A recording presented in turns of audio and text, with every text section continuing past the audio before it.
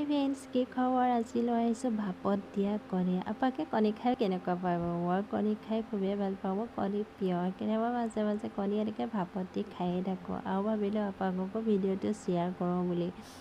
এয়া মই বিলাহী এটা ল'লোঁ। বিলাহীটো মই ধুনীয়াকৈ ধুই পেলাই গেছতে এইটো পুৰি লৈছোঁ। ইয়াৰ এতিয়া ওপৰৰ ছালখন ধুনীয়াকৈ এৰুৱাই ল'ম। মই লৈ পেলাই বিলাহীটো পিটিকি ল'ম ধুনীয়াকৈ। আৰু এটা পিঁয়াজ লৈছোঁ। এই পিঁয়াজটো মই ধুনীয়াকৈ কাটি লৈছোঁ। ইয়াত অকণমান আদা দি দিম। এতিয়া আদা দি দিলোঁ। ইয়াত মই 6-7 ফুটামান নহৰু দি দিছোঁ আৰু কেইটামান মই কাজু বাদাম তিয়াই থৈছিলোঁ। ইয়াত 6-7টামান কাজু বাদাম দি দিছোঁ আৰু কেইটামান জালুক দি দিছোঁ। এইখিনি ধুনীয়াকৈ মই মিক্সিত মাৰি পেষ্ট বনাই ল'ম। আৰু এয়া কণী 3টা লৈছোঁ। এইকেইটা মই ধুনীয়াকৈ এনেকৈ কাটি ল'ম।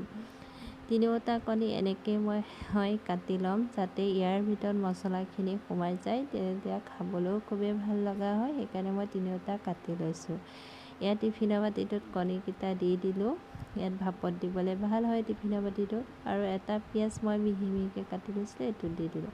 আৰু বিলাহীখিনি যে পিটিকি থৈছিলোঁ সেইখিনিও ইয়াতে দি দিলোঁ। ইয়াত এতিয়া মই আলু এটা দি দিম।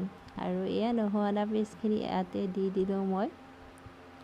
আৰু ইয়াত অকণমান ৰং গুড়া দি দিম আৰু অকণমান জলকীয়া গুড়া দি দিম যাতে কালাৰটো ধুনীয়া হয়, দেখিলেই খাবলৈ মন যায়।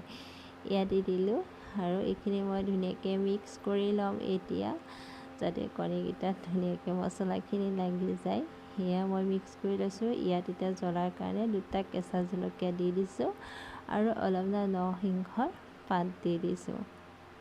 নৰসিংহ পাত দিলে গোন্ধটো ধুনীয়া হয়। আৰু ইয়াত মই অকণ মিঠাতেল আৰু নিমখ অকণমান পানী দি দিছোঁ। এইখিনি ধুনীয়াকৈ দি খপচলা মাৰি মই এতিয়া ৰাইচ কুকাৰত এইটো ধুনীয়াকৈ বহাই দিম। আপোনালোকে প্ৰেছাৰ কুকাৰটো দিব পাৰিব। মই প্ৰেছাৰ কুকাৰ নিদিলোঁ, ৰাইচ কুকাৰ দিম। 10 মিনিটমানৰ ভিতৰত এয়া চালোঁ, দেখিছেনে? সেয়া আজি ভাপত দিয়া কণী হৈ গ'ল ৰেডি। খাবলৈ খুবেই সোৱাদ লগা হৈছিলে। ভিডিঅ'টো কেনে পালে কমেণ্ট কৰি জনাবচোন। আজিলৈ মই আহোঁ, বাই বাই।